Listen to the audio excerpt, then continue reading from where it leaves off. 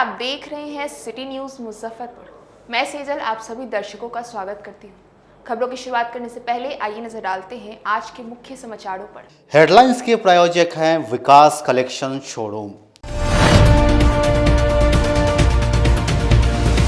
औराई थाना क्षेत्र के भड़कुआ गांव में शनिवार की देर रात लगी आग में 12 वर्षीय बच्ची की जलकर हुई मौत।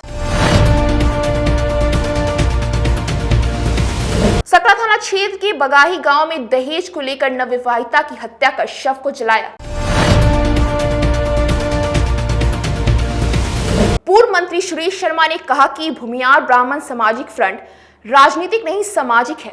तो ये थी आज की मुख्य समाचार। अब खबरें विस्तार से। शनिवार की देर रात औराई थाना क्षेत्र के भड़तुआ गांव में लगी भीषण आग में 12 वर्षीय बच्ची की जलकर मौत हो गई। औराई थाना क्षेत्र के भड़तुआ गांव में देर रात को दर्दनाक घटना घटी। भीषण आग लगने से 12 साल की बच्ची जिंदा जलने से उसकी मौत हो गई। वहीं एक बच्ची आशंकित रूप से जल गई। इस पूरी घटना में 8 घर जलकर पूरी तरह राख हो गए, जबकि 5 मवेशियों की भी जलने से मौत हो गई। घटना के बाद चीख पुकार मच गई। घटना की सूचना अग्निशमन को दिया गया, लेकिन वक्त पर पहुंची नहीं तो ग्रामीणों ने खुद ही आग पर काबू पाने की कोशिश की और करीब 10 लाख से अधिक की संपत्ति का भी नुकसान बताया जा रहा है। स्थानीय लोगों ने बताया कि रात को खाना बनाने के बाद आग को बुझा दिया गया था, लेकिन कुछ देर बाद इसमें से एक चिंगारी निकली और हवा काफ़ी तेज थी और घर फूस के थे। चिंगारी ने देखते देखते आग का रूप ले लिया और वहीं धू धू कर घर जलने लगा। विमल शाह का परिवार किसी तरह बाहर निकला, लेकिन उनकी बच्ची अंदर फंस गई।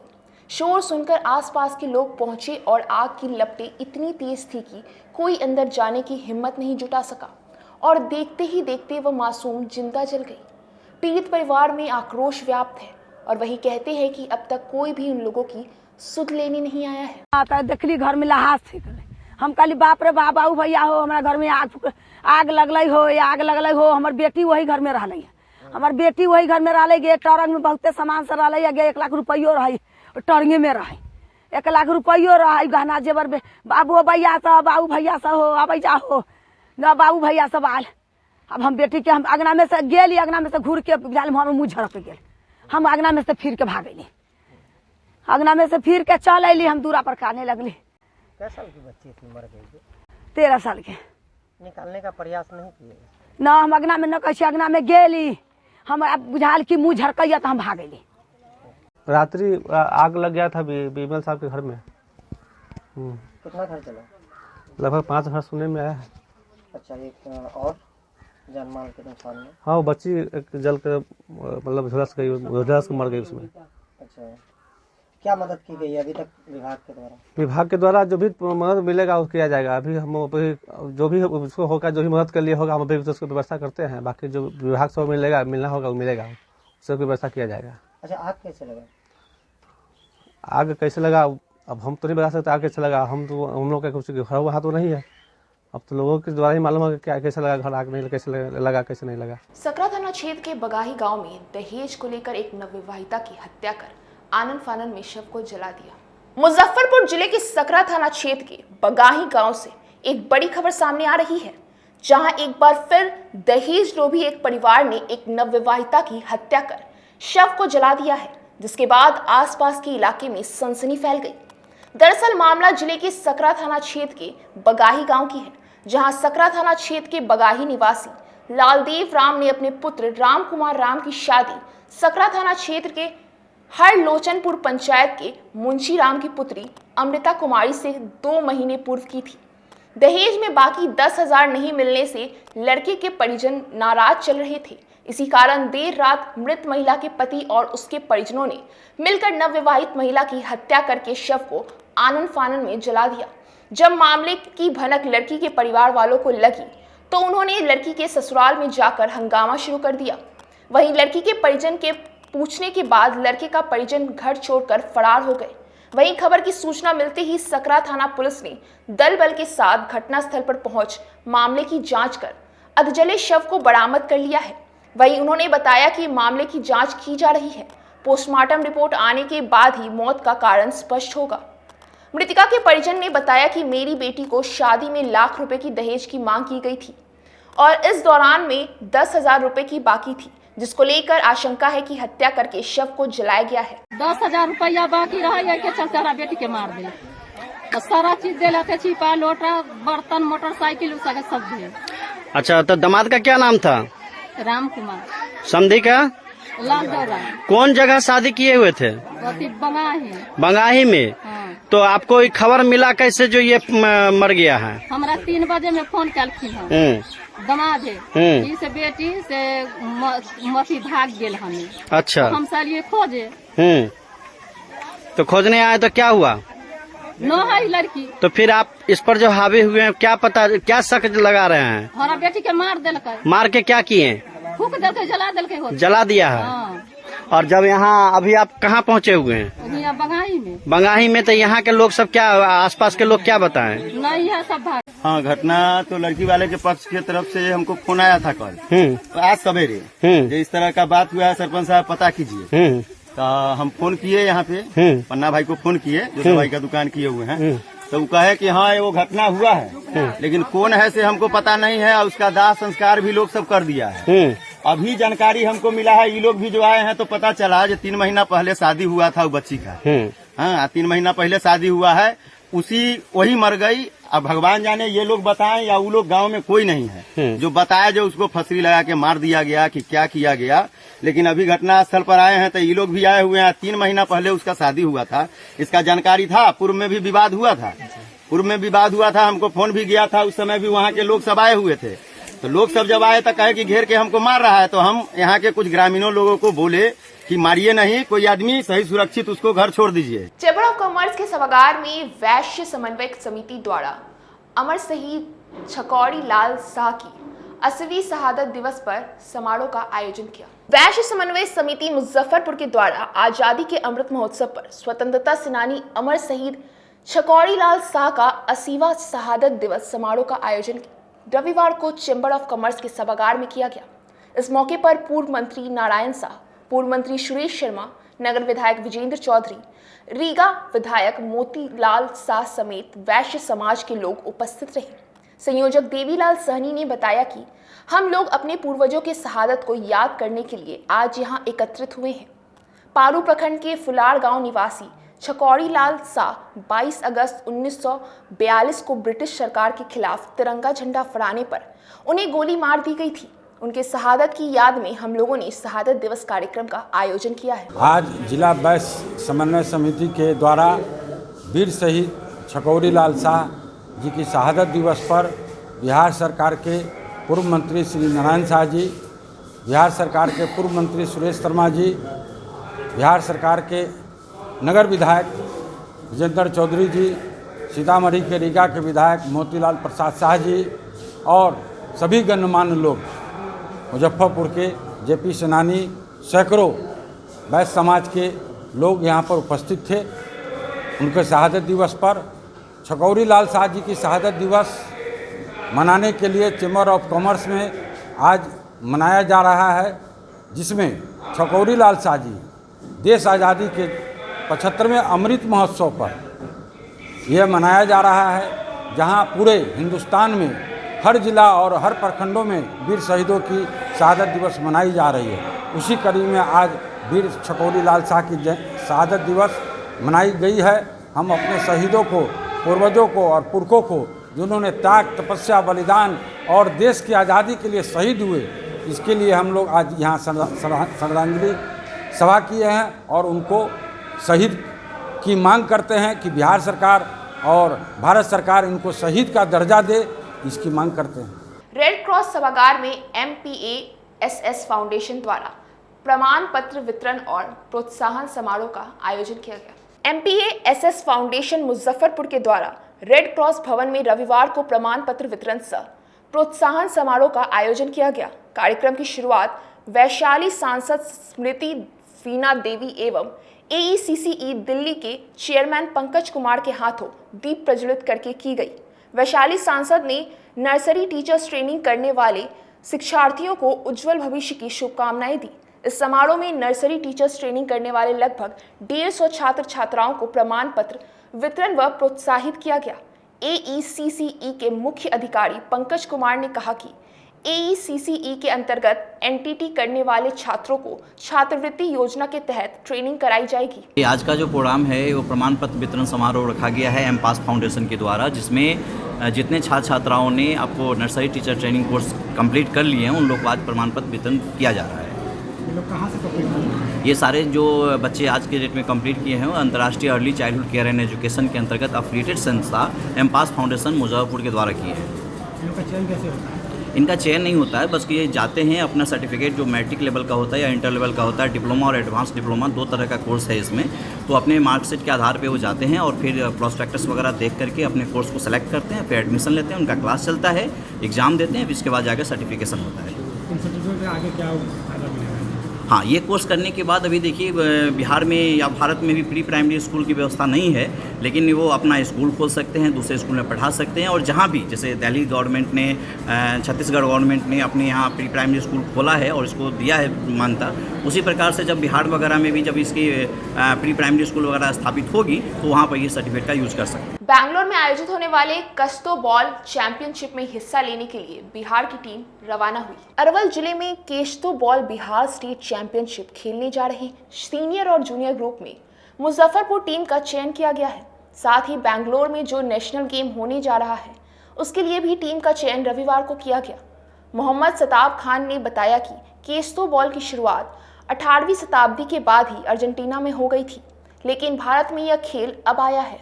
हकीम मोहम्मद जो यहाँ के खेल सेक्रेटरी हैं, वहीं भारत के भी खेल सेक्रेटरी है, इसलिए इस खेल को प्राथमिकता मिल रही है। 15-15 मिनट के 2 हाफ में यह खेल खेला जाता है। इसमें पॉइंट के आधार पर विजेता घोषित होते हैं। आज जो है यहाँ मुजफ्फरपुर टीम जो बिहार स्टेट खेलने जा रही है अरवल में, उसका सिलेक्शन किया गया है, और साथ ही साथ जो बंगलोर में नेशनल गेम होने जा रहा है उसके लिए बिहार की टीम का भी चयन आज किया गया है।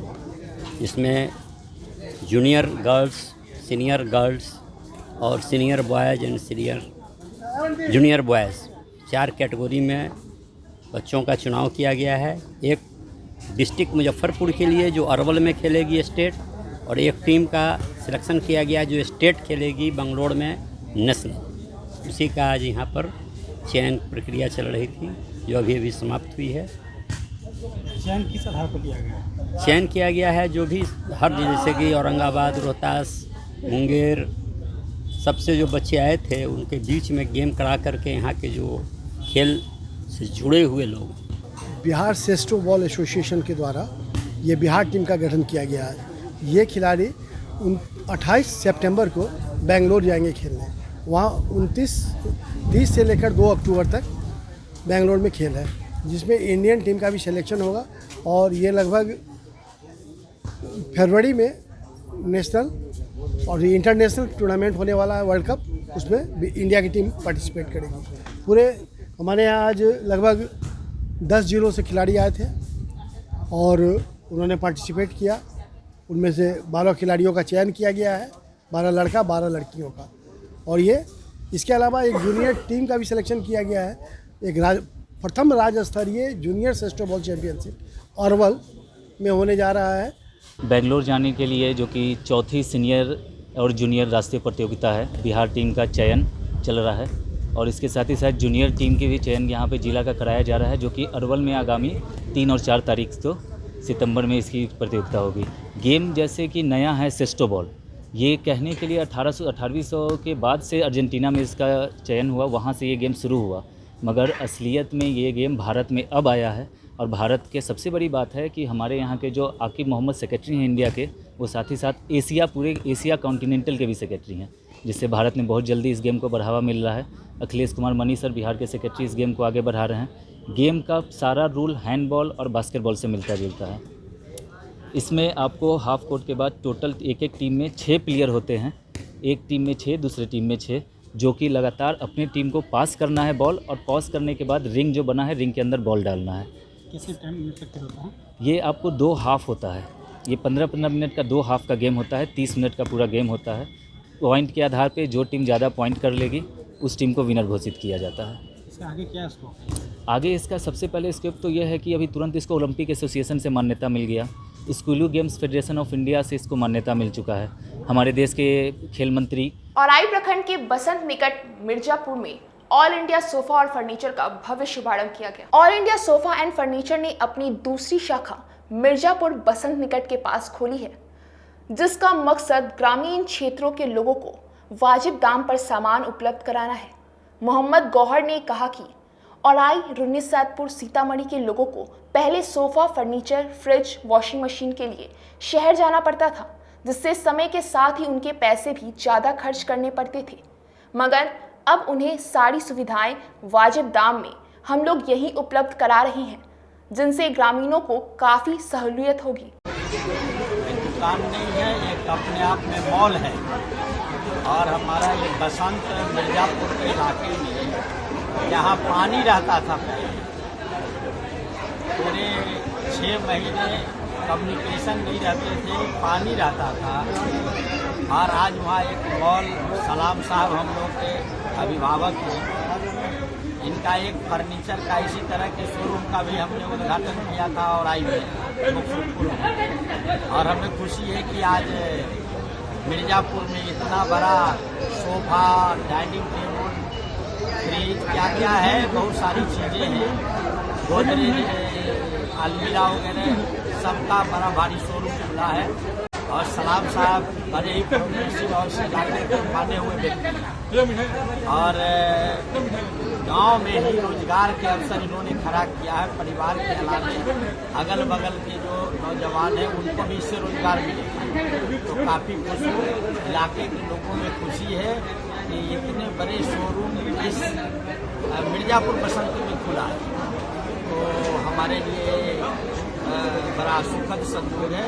और हम इनको बधाई देते हैं, इलाके के लोगों को भी बधाई देते हैं कि वातावरण ऐसा औराई में बना। एक वक्त था जब यहाँ कोई शर्म करके रहता था, अपराध का बोलबाला था, और ये वक्त है इन कम्प्लेक्स खुल गए।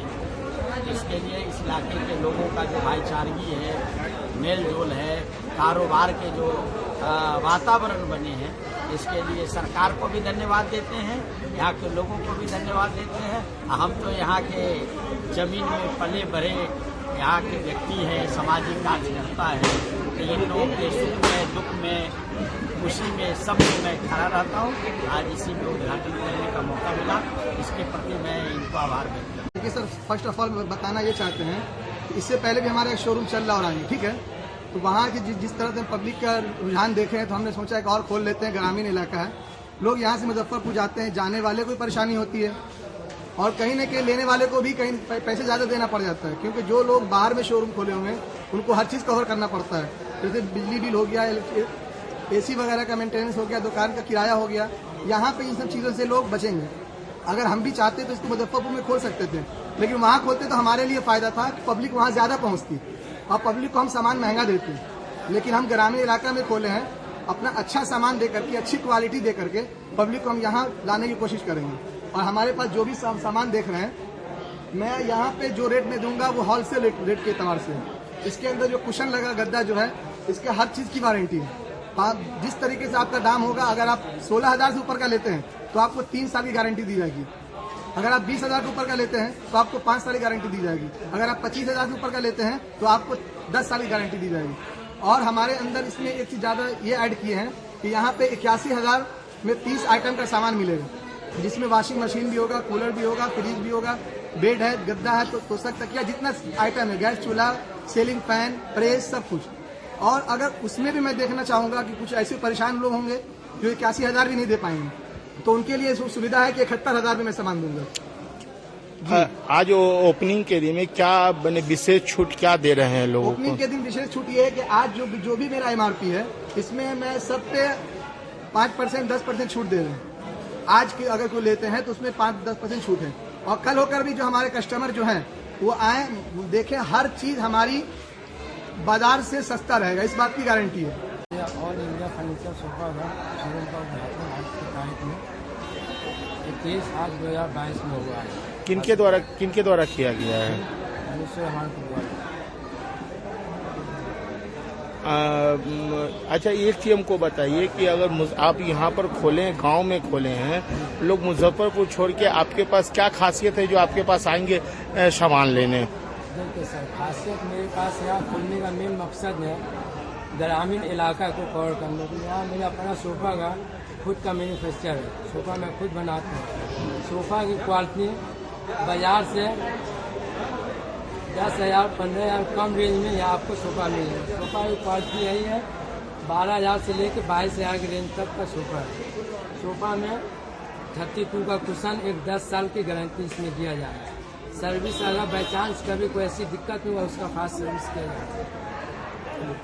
अब वक्त हो चला एक छोटे से ब्रेक का, बने रहिए हमारे साथ सिटी न्यूज़ मुजफ्फरपुर। जिले की शान बन चुकी बाबा लहठी अब लोगों की जरूरत बन चुकी है। अत्याधुनिक रेंज और भरोसे को समेटे हुए लोगों के लिए नई नई डिजाइनर लहठी उतारते रहते हैं। ऐश्वर्या राय बच्चन, सचिन तेंदुलकर की पत्नी से लेकर न जाने कितने सारे नामी हस्तियां इस लहठी के दीवाने हो चुके हैं। लोगों के साथ ने ही बाबा लहठी की पहचान देश से लेकर विदेश तक बनाई है। ऐसा साथ बनाए रखने के लिए आप लोगों का तहे दिल से धन्यवाद।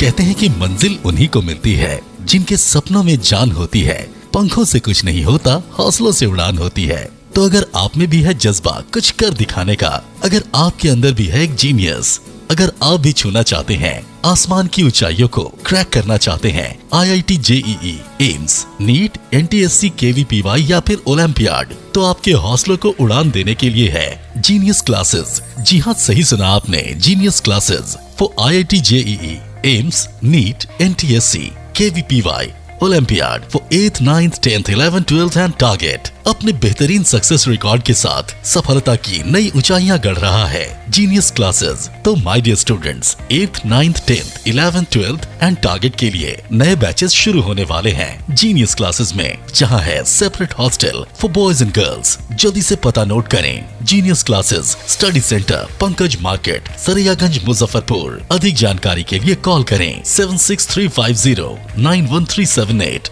या फिर 7635091387 या फिर आप कॉल कर सकते हैं 7635091396 या 9006911690 पर या फिर 9128482268। Genius Classes. For more information, visit our website www.geniusclasses.in or email us on info@geniusclasses.in. Registrations are open and new batches are starting soon.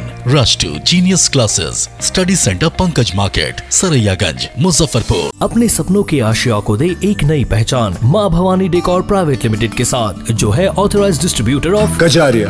देश की मिट्टी से बनी टाइल से देश को बनाते हैं। और जहां मिलती है सभी प्रकार के Indian and imported granite, marble, sanitary एवं कोटा स्टोन का अनोखा एवं आकर्षक संग्रह। माँ भवानी डेकोर प्राइवेट लिमिटेड मतलब a complete floor solutions. New 0 mile Dadar road, Muzaffarpur. Call 9934753111। आपका भरपूर प्यार और साथ मिलने के कारण ग्राहकों की सुविधा को देखते हुए नीलकमल का फैक्ट्री आउटलेट का दूसरा ब्रांच अखाड़ा घाट रोड KFC के सामने खुल गया है, जिसमें ग्राहकों को सभी प्रोडक्ट पर विशेष छूट दी जा रही है।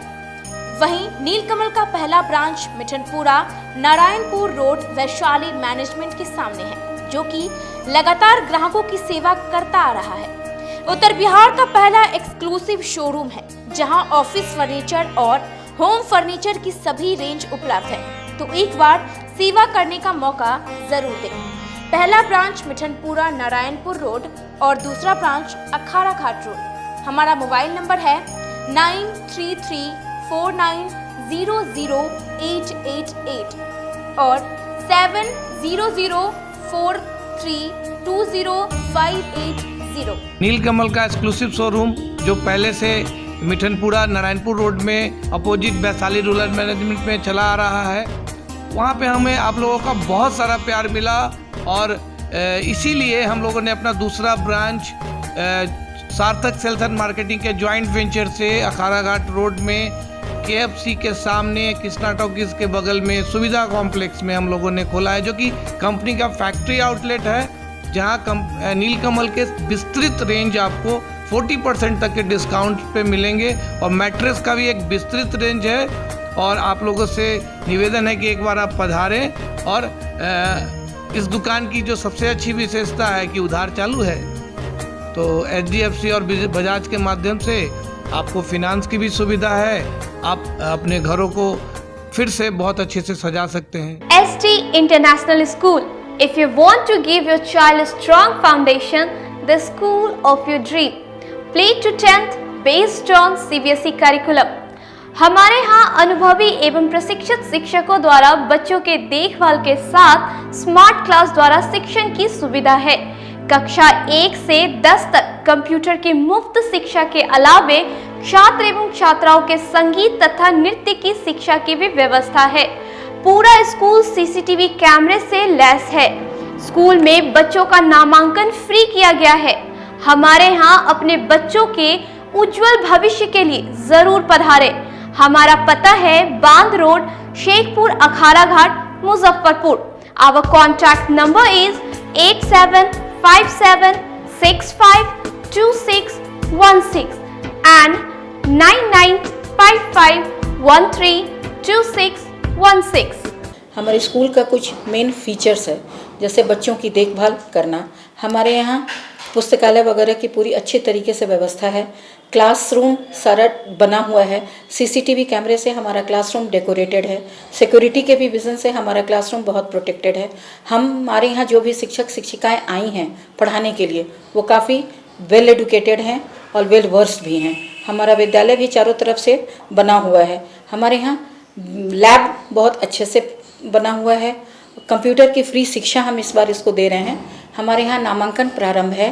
फैशन की दुनिया में कदम से कदम मिलाकर चलना चाहते हैं, वो भी कम बजट में, तो एक बार जरूर जाएं मोतीझील पूजा बाजार स्थित विकास कलेक्शन शोरूम में। यहाँ रिमन, पार्क, US पोलो, मुफ्ती शर्ट, ब्लैकबेरी के एक्सक्लूसिव रेंज उपलब्ध हैं। इसके अलावा सियाराम की कोट पैंट, ब्लेजर और शेरवानी भी उपलब्ध है। सभी ब्रांड में 1 पीस के खरीद पर 20% तथा 2 पीस के खरीद पर 30% की विशेष छूट दी गई है। तो हमारे यहाँ एक बार अवश्य पधारें। हमारा पता है विकास कलेक्शन BB कॉलेज स्कूल के अपोजिट पूजा बाजार मोतीझील। हमारा संपर्क नंबर है 9835104722। हाँ, पहले आप लोग का नमस्कार। मेरे यहाँ विकास गारमेंट जो पूजा मार्केट मोतीझील में है, लगन के शुभ अवसर के लिए कोट पैंट, ब्लेजर, विंटर के जैकेट, स्वेटर, मतलब सब चीज़, शेरवानी, अंडर गारमेंट, सारे सब ब्रांड में, टी शर्ट भी सब वो है। और राउंड में टी शर्ट है, गोल गला में टी शर्ट है, सभी तरह का ब्रांड है। और सबसे अच्छा ये है कि हम ऑफर देते रहते हैं। अभी मोस्टली ब्रेक के बाद एक बार फिर आप सभी दर्शकों का स्वागत है। अब बढ़ते हैं आगे की खबरों की। पूर्व मंत्री सुरेश शर्मा ने भूमियार ब्राह्मण सामाजिक फ्रंट को राजनीतिक नहीं सामाजिक बताया। हर समाज का अपना अपना एक संगठन होता है जो सामाजिक मजबूती और समाज को जोड़ने के लिए बनाया जाता है। आप आज़ादी से लेकर और राजनीति क्षेत्र में, सामाजिक क्षेत्र में, शिक्षा के क्षेत्र में, यह समाज दूसरे समाज को हमेशा मदद करते रहा है। नमस्कार, सिटी न्यूज़ में आप तमाम दर्शकों का स्वागत है। आज हम एक ऐसे मुद्दे पर बात करने जा रहे हैं जो जिले के लोगों की उत्सुकता बनी हुई थी। हम आज भूमियार ब्राह्मण सामाजिक फ्रंट के बारे में बात करेंगे और हमारे साथ मौजूद हैं सामाजिक फ्रंट के प्रदेश अध्यक्ष सुरेश शर्मा जी। उनसे बात करेंगे। सबसे पहले तो आपको सिटी न्यूज़ में स्वागत है। धन्यवाद बहुत बहुत। ये बताइए कि आखिर आपको इस फ्रंट की जो गठन की है, आखिर क्या आवश्यकता पड़ गई? देखिए, यह हर समाज का अपना अपना एक संगठन होता है जो सामाजिक मजबूती और समाज को जोड़ने के लिए बनाया जाता है। यह जो भूमिहार समाज है, भूमिहार ब्राह्मण समाज, इसका अतीत बहुत ही गौरवशाली रहा है। आप आज़ादी से लेकर और राजनीति क्षेत्र में, सामाजिक क्षेत्र में, शिक्षा के क्षेत्र में, यह समाज दूसरे समाज को हमेशा मदद करते रहा है। और इसके उदाहरण लंगट सिंह कॉलेज है, लंगट बाबू हैं, रामदयालु बाबू हैं, सर गणेश दत्त हैं, स्वामी शाहजानंद सरस्वती हैं। ऐसे लोग महंत मनियारी हैं जिन्होंने, आप देखिए, केवल मुजफ्फरपुर का ही देखिए नहीं, पूरे बिहार को देखिए कि ये शिक्षा के क्षेत्र में जिम्मेदारी एबॉलिश करने के क्षेत्र में श्री बाबू का कितना बड़ा योगदान हुआ, क्योंकि भूमिहार समाज के लोग ही अधिकतर जिम्मेदार थे। एक काम नहीं, आप अनेकों काम हरिजन जो हमारे समाज के लोग थे, बाबा धाम में उनको प्रवेश कराने के लिए श्री बाबू ने कैसे अभियान लगा करके जहां रोक लगता था वहां ले गए। यानी हमारा अतीत इतना गौरवशाली दूसरे समाज को जोड़ करके चलने वाला था, जिसमें गिरावट आई है। हमारे दूसरे समाज और हमारे समाज के बीच कुछ कटुताएं बढ़ी है और हमारे समाज में आपसी विद्रोह, अपनी लड़ाई, मुकदमेबाजी, अपव्यय, समझे न, इस तरह के चीज़ बढ़े हैं, जिससे कि समाज में, इस समाज की गरिमा पर आक्षेप आया है। इसलिए इस समाज के लिए सामाजिक फ्रंट बनाने की आवश्यकता होकर के, क्योंकि इसकी गरिमा को बरकरार कराने की दिशा में प्रयास किया जाए। अच्छा, ये इस फ्रंट का उद्देश्य कहीं ना कहीं राजनीतिक तो नहीं है? देखिए, हम कभी भी राजनीतिक फ्रंट भी बन सकता था, कुछ लोग चाहते थे, लेकिन समाज के लोगों ने राजनीतिक फ्रंट नहीं बनने दिया। कहा कि नहीं, सामाजिक फ्रंट होगा, समाज मजबूत होगा, स्वाभाविक तौर से राजनीति में भी उसका कद बढ़ेगा और सामाजिक विद्रोह रहेगा, सामाजिक एकजुटता नहीं रहेगी, दूसरे समाज को अपने साथ लेके चलने का संकल्प नहीं रहेगा, तो स्वाभाविक तौर से राजनीतिक कमज़ोर होगा। तो समाज जब मजबूत होगा, समाज एक दूसरे समाज के लिए अपने को जोड़ने का कोशिश करेगा, तो समाज भी मजबूत होगा, सामाजिक फ्रंट भी मजबूत, और इसका राजनीतिक लाभ भी निश्चित तौर से मिलेगा। ये बात। अच्छा, अभी जो तुरंत विगत में 2 महीना बीते हैं भुचाओ उपचुनाव को लेकर, उसमें फ्रंट के कुछ सदस्य बढ़ चढ़कर हिस्सा लिए। लोगों में ये था कि जो भूमिहार ब्राह्मण सामाजिक फ्रंट है वो तो कहीं ना कहीं राजनीतिक मोड़ लेते हुए भुचाओ उपचुनाव में इफेक्ट डाला है। आखिर क्या है ये? देखिए, भुचाओ चुनाव जो इस फ्रंट में किसी पार्टी का ये फ्रंट नहीं है, इसमें भाजपा के भी लोग हैं, इसमें कांग्रेस के भी लोग हैं, इसमें दूसरे पार्टी के भी लोग हैं। तो वो लोग जब फ्रंट और इस समाज की बात होती है तो एकजुट उनको रहना है, समाज के विकास, समाज का बढ़ोतरी, समाज के साथ कैसे हम दूसरे को जोड़े, इसके लिए वो काम करते हैं। लेकिन जब वो पॉलिटिकल विंग में जो सदस्य हैं वो जाते हैं तो अपने अपने पार्टी के लिए वो काम करते हैं। स्वाभाविक तौर से जो दूसरे पार्टी के लोग इस फ्रंट के हैं वो वहाँ जा कर के दूसरे पार्टी के लिए काम किए होंगे, लेकिन जो लोग भारतीय जनता पार्टी के इस फ्रंट में हैं उन लोगों ने भारतीय जनता पार्टी के कैंडिडेट के लिए जो कुछ भी किया है वो उन्हीं के लिए किया है। अच्छा, एक आखिरी सवाल आपका पर्सनल, आपका जो राजनीतिक मोड़ मतलब इस तरीके का है कि एक तो आप भूमिहार सामाजिक फ्रंट के तो प्रदेश अध्यक्ष हैं, वहीं भाजपा के कद्दावर नेता पूर्व मंत्री भी हैं। आपकी राजनीतिक जो है वो किस ओर मोड़ ले रही है? देखिए, हम ने हमेशा ही कहा है कि मैं भारतीय जनता पार्टी का ऑर्गेनाइजर रहा हूँ इस क्षेत्र का, उत्तर बिहार का, यानी पूरे मुजफ्फरपुर का।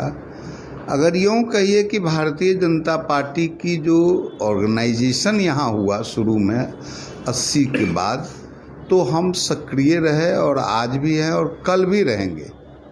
इसमें कहीं मेरी कोई पार्टी जो है वह सिद्धांत के ऊपर है, वह कभी भी बदल नहीं सकती है, लेकिन हम लोग जो है चाहते हैं कि भारतीय जनता पार्टी में भी जो कुछ कमियां हैं, कुछ त्रुटियां आई है, उसको पार्टी में ही रख करके उसका निपटारा करें, ताकि इस पार्टी का भविष्य बिहार पूरे देश में उज्जवल है, बिहार में भी, मुजफ्फरपुर में भी उज्जवल हो, ऐसा मेरा विश्वास है। ये थे सामाजिक फ्रंट के प्रदेश अध्यक्ष और भाजपा के कद्दावर नेता सुरेश शर्मा जी।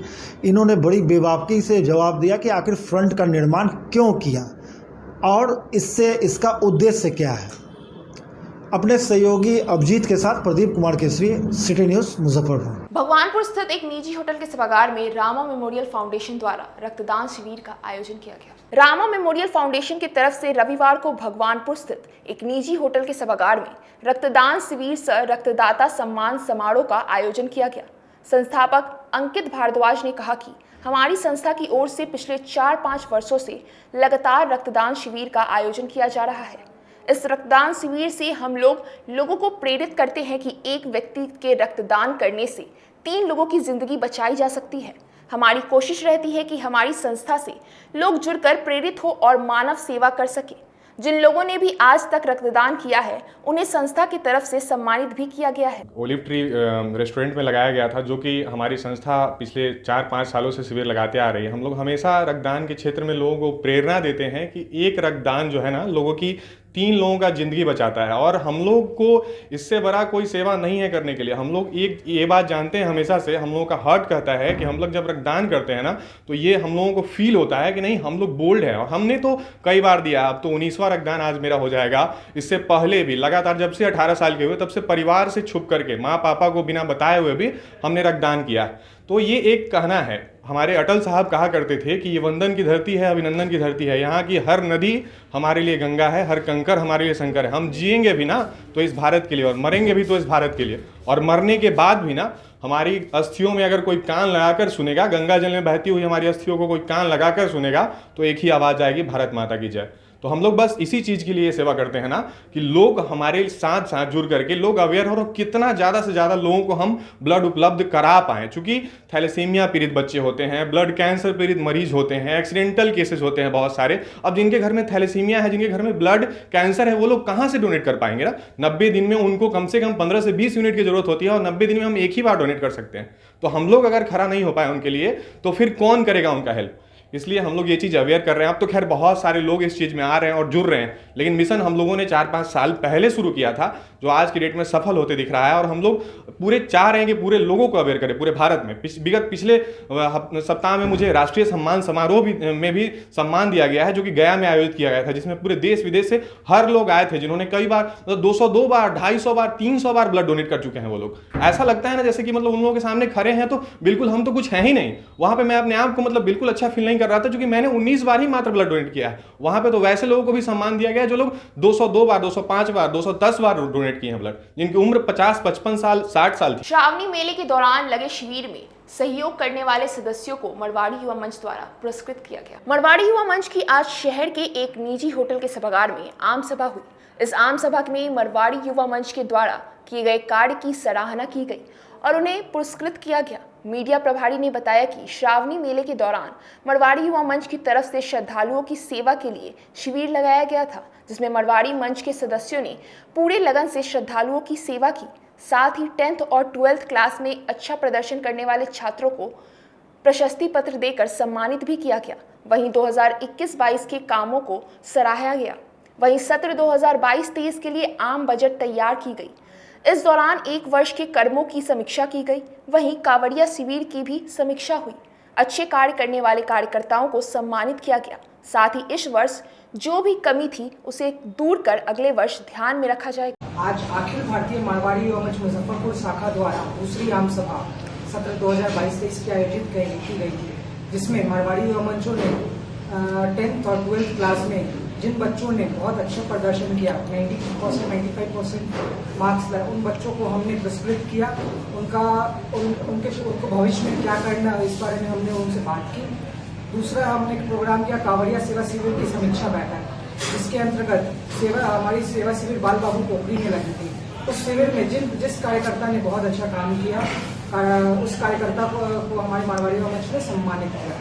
तीसरा, आज युवा मंच का आम सभा बैठक है जिसमें आने वाले कार्यक्रम जैसे डांडिया उत्सव हो गया, अगले सप्ताह हम लोग साइक्लाथॉन का प्रोग्राम कर रहे वो हो गया, वो सभी बैठक अभी चल रही है। नए सदस्यों को भी जोड़ा गया है क्या? हमारे इस सत्र 2022-23 में कुल 40 सदस्यों को जोड़ा गया है। उन सदस्यों को आज सदस्यता ग्रहण करवाई गई तथा उन्हें युवा मंच का संविधान, युवा मंच की लेपल पिन वगैरह गिफ्ट किया गया। संयुक्त भवन परिषद में जिला किसान सलाहकार संघ की बैठक में सभी प्रखंड के सलाहकार शामिल हुए। जिला किसान सलाहकार संघ की बैठक रविवार को संयुक्त भवन के प्रांगण में हनुमान मंदिर के पास आहूत की गई, जिसमें 16 प्रखंडों के सभी किसान सलाहकारों ने भाग लिया। इस बैठक में पुराने कमेटी को भंग करके नई कमेटी का चुनाव किया गया, जिसमें पूर्व के जिलाध्यक्ष तिलकेश्वर प्रसाद सिंह को पद से हटाते हुए नए जिलाध्यक्ष विमलेश कुमार का चयन किया गया। वहीं सचिव के पद पर रणधीर कुमार का चुनाव हुआ है। नए जिलाध्यक्ष विमलेश कुमार ने बताया कि पिछले 12 वर्षों से हम लोग किसान सलाहकार के रूप में काम कर रहे हैं, मगर अभी भी हम लोगों को सरकार के द्वारा उपेक्षित किया जा रहा है। हमारी मांग है कि सरकार हम लोगों को जन सेवक पद पर समायोजित करे। कि आज किसान सलाहकार संघ मुजफ्फरपुर की बैठक की गई है हनुमान मंदिर कंबाइंड बिल्डिंग के अंतर्गत प्रांगण में। इसमें हम सभी किसान सलाहकार संगठन के सभी सदस्यगण शामिल हुए और अभी वर्तमान में बदलती सरकार के मद्देनज़र हम लोग एक बैठक किए हैं और अपनी मांग को पुरजोर समर्थन के लिए एक बैठक बुलाए थे, जिसमें हम लोग अपनी मांगों को आगे रखने के लिए इस बैठक में अपने कमेटी को नए तरीके से नवयुवक कमेटी के तरफ गठित किए हैं, जिसमें नए अध्यक्ष के रूप में चुनाव हुआ, नए सचिव का चुनाव हुआ। सारे कार्यकारिणी सदस्य जो हैं उनका एक विस्तार किया गया है ताकि सरकार के पास अपनी जो मांगे हैं उसको भरपूर समर्थन के साथ हम लोग अपनी मांगों को रखें। यही आज का कार्यक्रम का मेन उद्देश्य था। किनका चुनाव हुआ? इसमें अध्यक्ष का चुनाव हुआ है, सचिव का चुनाव हुआ है। अध्यक्ष के रूप में विमलेश कुमार, सचिव के रूप में रणधीर जी का चुनाव हुआ है। यही आज का है। और आप लोग की मांग क्या है? हमारी मांगे है कि सरकार हम लोग को विगत 12 वर्षों से हम किसान सलाहकार किसानों के लिए 24 घंटा काम करते रहते हैं, फिर भी हम लोग विगत 12 वर्षों से अपनी मांग को रखते आए हैं। लेकिन आज यही स्थिति है कि हम लोगों को सरकार अपना कर्मी मानने के लिए तैयार नहीं है, जबकि हम लोग की जो नियुक्ति हुई थी वो एक संविदा के तहत की गई थी, लेकिन वर्तमान में सरकार कहती है कि आप चयनित कर्मी हैं। मैं रणधीर कुमार किसान सलाहकार संघ सचिव मुजफ्फरपुर से। हम लोग की डिमांड है माननीय मुख्यमंत्री महोदय से, माननीय उप मुख्यमंत्री महोदय से, माननीय नए कृषि मंत्री महोदय से जो हम लोग को जनसेवक के रूप में चयन किया जाए, ताकि विगत 12 वर्षों से हम लोग काम करते आ रहे हैं। हर कृषि के क्षेत्र में हो, किसी और क्षेत्र में हो, सारा काम हम लोग देखते पुनः जो भी जनसेवा का कार्य है उसको हम लोग पुनः 12 वर्षों से देखते आ रहे हैं। आज भी वही कार्य हम लोग कर रहे हैं। जनसेवक पर हम लोग डिमांड है सरकार से, माननीय मुख्यमंत्री से। अभी हम लोग किसान सलाहकार माने हम सरकारों को मानने के जनसेवक पद पर हम लोग डिमांड हम लोग को माना जाए। डीएन हाई स्कूल परिसर में प्रतिभा प्रकाशन की ओर से वन की पुस्तक का लोकार्पण किया गया। प्रतिभा प्रकाशन की तरफ से रविवार को द्वारकानाथ उच्च विद्यालय में वन के फूल पुस्तक का लोकार्पण किया गया। यह पुस्तक कविताओं का संग्रह है। इस पुस्तक को डॉक्टर फुलगेन पूर्वे ने लिखी है। इस अवसर पर मौजूद कवियों ने फुलगेन पूर्वे की लिखी हुई कविताओं को गुनगुनाया। कवि ने जब कविता गुनगुनाया तो पूरा मजमा तालियों की गड़गड़ाहट से गूंज उठा। कवियों ने कहा कि फुलगेन पूर्वे की लिखी हुई कविता हकीकत का एहसास दिलाती है। संवेदना है, आत्मीय राग है, मानव सरोकार है और सबसे बड़ी बात है आगे समसामयिक जीवन के प्रति दिलगाव में अलगाव में लगाव की जो बातें होती है उसमें ये भाव भरने वाले कवि हैं। वे जी सक्रिय हैं और निरंतर लिखते रहेंगे और लिखते रहे हैं।